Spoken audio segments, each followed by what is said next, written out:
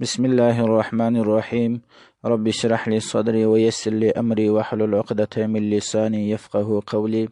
یو محترم ورور پوښتنه کړې ده چې څه فرمایي علمای کرام د دین که چیرې یو کس د امام سره د رکوع په حالت کې شریک سي څومره حصه د رکوع ونیسي باید دغه کس مدرک د رکعت بلل کیږي. او که چیرې یو کس د امام سره د رکوع په حالت کې شریک سي تکبیر تحریمه په حالت د رکوع یعنی کښتوالي کې وایي لمونځ یې فاسدیږي او کنه. بیانو بکتاب توجرو بالثواب حامده و مصلیه الافتاء بتوفیق الله تعالی.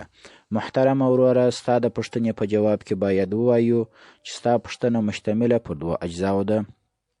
اول که چیرې یو کس د امام سره د رکوع په حالت کې شریک سي تکبیر تحریمه په داسې حال کې ووایي چې رکوع ته کښته سو دغه کس شروع کوونکی په لمانځه کښې نه بلل کیږي ځکه دغه تکبیر تحریمه په داسې حال کې ویلې ده چې دی د کښته کوونکی و په قیامه کې نه ده ویلې یعنې لمونځ د دغه کس فاسد دی.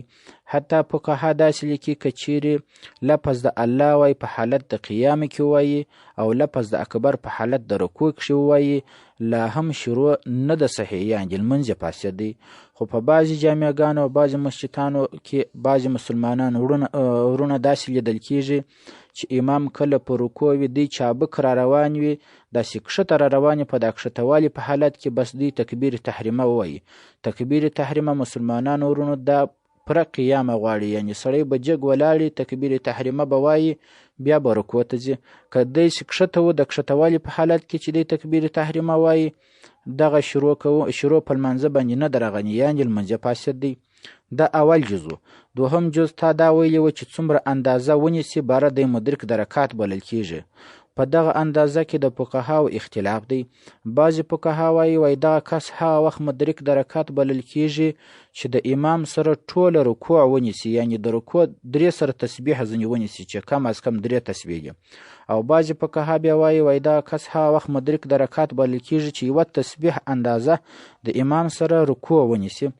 او دریم قول بیا دا وایي دغه کس هغه وخت مدرک د رکعت بلل کیږي که چیرې مقتدي شروع وکړه په دغه کښته کېدو و رکوع ته او امام بیا شروع وکړه په راپورته کېدو د رکوع څخه دغه کس یو لږ حصه د رکوع د امام سره ونیول دغه کس مدرک د رکعت بلل کیږي ځکه شرط دا دی چې دغه دی به په یو جز د رکوع کښې مشارکت د امام سره کوي که څه هم هغه جز لږ جز وي مشارکت به راغلی وي. خو دلته فتوا پر دغه دریم قول ده ځکه خو یو لږ جز د رکوع د امام سره مشارکت راغلی دی مدرک د رکعت بالا بلل کیږي.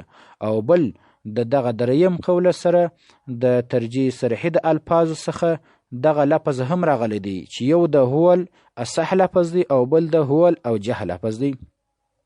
نو کما پی دور مختار علی همش د رد مختار اول جلد 354 صفحه او 355 صفحه او دغه رقم قاضی خان پر هامش د هندیه اول جلد 490 صفحه مکتبه علوم القرآن او دغه رقم فتاوی هندیه اول جلد 9 صفحه مکتبه علوم القرآن او دغه رقم حشیه تحتوی 455 صفحه مکتبه محمدیه او دغه رقم فتاوی عالمگیری اول جلد 120 صفحه دغه رقم فقه اسلامی و ادلته اول جلد 670 صفحه او دغه رقم فتاوی تاتار خانیه دوهم جلد 53 صفحه دغه رقم زاد الفقه 109 صفحه مکتبه محمدیه دغه رقم فتاوی محمدیه 22 جلد 104 صفحه اداره الفاروق کراچی او دغه رقم فتاوی عباد الرحمن دوهم جلد 240 صفحه مکتبه دار الافتاء والتحقیق. والله اعلم بالصواب. كتب هذه المسألة مولوي ذبيح الله او مولوي عبد الوكيل او مولوي حكمة الله او مولوي علي محمد متخصصين جامعة قيومية گلدار باغچه چمن.